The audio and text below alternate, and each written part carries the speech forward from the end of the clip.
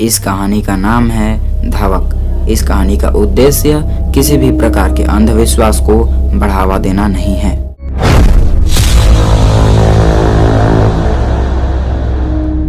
आज के समय में लोग पैसे के लिए क्या नहीं करते, लेकिन ये पैसा आपको मौत के दरवाजे तक भी ले जा सकता है। और इसी चीज को आप इस कहानी के जरिए समझें। इस कहानी की शुरुआत होती है एक पॉलिटेक्निक कॉलेज से, जिसमें दो दोस्त विजय और संजय साथ में पढ़ते थे। वे पढ़ने के लिए वाराणसी गए हुए थे। दोनों एक ही गांव के थे, इसलिए वे एक साथ रेंट पर रहते थे। दिन भर पढ़ना और एक ही रूम में पूरा दिन काटने से विजय और संजय बोर हो चुके थे। एक दिन उन्होंने अपना बैग पैक किया और अपने गांव आ गए। उनका गांव वाराणसी के बगल के जिले मिर्जापुर के रस्तोगिया में था। हाल ही में संजय के पिताजी ने एक थार खरीदी थी और इसलिए संजय को थार से घूमने का बड़ा मन था। तब संजय ने विजय को बुलाया और घूमने के लिए पूछा। विजय ने बताया कि उसे किसी बड़े बांध को देखने का मन कर रहा है। कुछ देर सोचने के बाद संजय भी राजी हो गया। उन्होंने गूगल मैप्स पर पता लगाया तो उन्हें रस्तोगिया से 17 किलोमीटर दूर एक बांध का नाम पता चला। इस बांध का नाम था अहरौरा बांध, जो अहरौरा में था। गर्मी का दिन था, इसलिए उन्होंने शाम को जाने का फैसला किया। तब शाम 6 बजे संजय और विजय पूरी तेजी से अहरौरा बांध के लिए निकलते हैं। संजय को तो मानो जैसे किसी ओवर स्पीडिंग के कीड़े ने काट लिया हो, क्योंकि वो 30-40 नहीं बल्कि 85 किलोमीटर प्रति घंटे की स्पीड से गाड़ी को चला रहा था। इसीलिए वो सिर्फ 10 मिनट में ही अहरौरा पहुंच गए थे। लेकिन जब वे बांध के मेन गेट पर पहुंचे तब वॉचमैन ने उन्हें वहां जाने से साफ मना कर दिया। उन्होंने बताया कि वहां रात में जाना मना है और 6 बजे शाम को मेन गेट बंद हो जाता है। तब संजय ने विजय से कहा, क्यों न वहां रात को 12 बजे चला जाए। जब वॉचमैन सो जाएगा तब उसकी चाबी चुरा कर गेट खोल दिया जाएगा। इतना सब सुनकर पहले तो विजय ने मना कर दिया, लेकिन संजय के बार बार कहने पर विजय मान गया। इसलिए वे लोग थार को साइड में खड़ा करके और 12 बजे का अलार्म लगा के सो जाते हैं। जैसे ही रात के 12 बजते हैं वे दोनों चुपचाप गाड़ी स्टार्ट करके और गेट खोल के निकल जाते हैं। उन्होंने सोचा था कि बांध बहुत खूबसूरत होगा, लेकिन अंधेरे के चलते सिर्फ सामने का सूना सा रास्ता दिखाई दे रहा था। ये वही रास्ता था जिस पर सुबह सुबह लोग ठंडी हवा का आनंद लेने और दौड़ने के लिए आते थे। फिलहाल 12:20 हो चले थे और वे लोग रास्ते के अंत में पहाड़ के पास पहुंच चुके थे। कुछ ही समय में आसमान से बादलों के हटते ही थोड़ी थोड़ी रोशनी आने लगी थी। रास्ता थोड़ा ज़्यादा दूर तक दिख रहा था। संजय और विजय बियर लड़ाने लगते हैं और आपस में बात करने लगते हैं। बात करते करते 1 बज चुके थे। वे अभी भी अपने आप में ही मगन थे।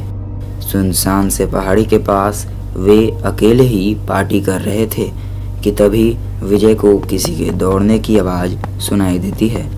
उसने तुरंत एक बार दूर तक देखा। उसे अंधेरे के चलते कुछ खास दिखाई नहीं दिया। तब उसने संजय को शांत होने के लिए बोला। संजय के शांत होते ही दौड़ने की आवाज़ फिर से आने लगी। ऐसा लग रहा था कि कोई लड़का गलती से 1 बजे ही दौड़ने आ गया हो। दोनों ने एक बार उठकर देखा तो उन्हें लगभग 15 साल का एक लड़का दौड़ते हुए दिखाई दिया। वो लड़का दौड़ते हुए इन्हीं के पास आ रहा था। विजय ने ध्यान से देखा तो पता चला कि लड़के ने एक नीली रंग की मोटी सी जैकेट पहनी हुई है। विजय सोचने लगा कि इतनी गर्मी में जैकेट कौन पहनता है। उसने ये बात संजय को बताई। संजय ने भी एक बार ध्यान से देखा तो उसे भी हैरत हुई कि इतनी गर्मी में भला जैकेट कौन पहनेगा। लेकिन जैकेट के साथ साथ उसने उसके गले में सोने की एक मोटी चैन देखी। उसने तुरंत विजय को भी वो चैन दिखाई। तब संजय विजय से कहने लगा, क्यों न हम इस लड़के को पीट कर इसका चैन छीन लें, बहुत पैसे देगा सुनार इसके। विजय भी मान जाता है और तब वो लड़का धीरे धीरे संजय के पास आ गया।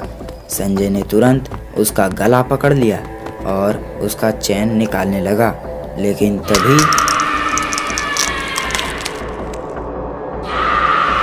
संजय बहुत बुरी तरीके से डर गया। लड़के के भूत ने संजय का गला पकड़ लिया और तेजी से दौड़ते हुए संजय को पहाड़ पर ले गया। विजय ने आसपास देखा तो उसे थार की चाबी मिल गई। विजय ने तुरंत गाड़ी को स्टार्ट किया और जैसे ही उसने गाड़ी को कुछ दूर भगाया तभी उसे साइड मिरर में कुछ ऐसा दिखा जिसके बारे में उसने सोचा भी नहीं था।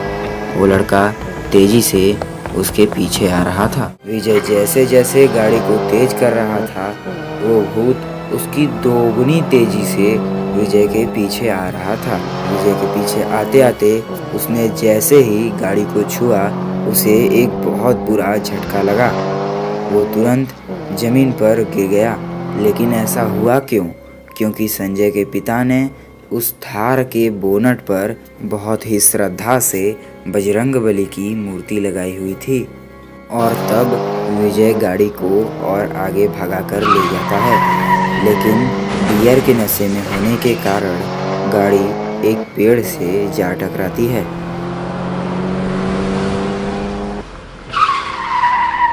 गाड़ी के पेड़ से टकराते ही विजय बेहोश हो जाता है और अगले दिन जब विजय को होश आता है तो वह खुद को उसी गाड़ी में पाता है जो पेड़ से टकरा गई थी और उसके चारों तरफ कई लोगों ने उसे घेरा हुआ था, जिनमें से एक बूढ़ा सा आदमी विजय को घूरे जा रहा था। और तब विजय गाड़ी से बाहर आता है और उस धावक के भूत के बारे में पूछता है। शुरू में तो उस बूढ़े आदमी को कुछ भी समझ नहीं आया। उसने विजय से एक बार पूछा कि इस चीज़ को विस्तार से बताओ। तब विजय ने अपने साथ हुई सारी घटना विस्तार से बताई, शुरू से अंत तक उसके साथ क्या क्या हुआ, ये सारी बात उसने उस बूढ़े आदमी को बता दी।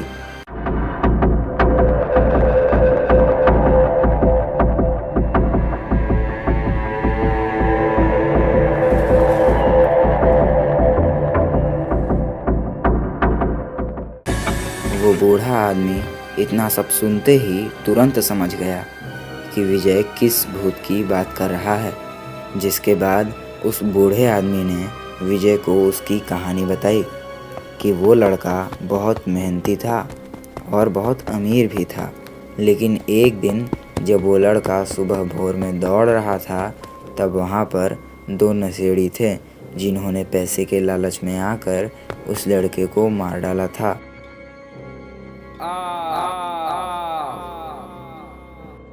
और तब से वो भूत वहाँ पर रोज सुबह दौड़ने आता है।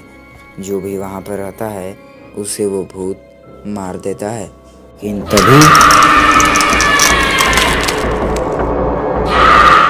और इसीलिए शाम हो जाने के बाद वहाँ पर न किसी को जाने दिया जाता है और न कोई वहाँ पर जाता है। जो भी वहाँ जाता है उसे वो मार डालता है। लेकिन तभी तो उम्मीद करते हैं कि आपको ये वीडियो अच्छा लगा होगा। ऐसे ही और स्टोरीज़ देखने के लिए हमारे चैनल को सब्सक्राइब ज़रूर से कर लीजिएगा।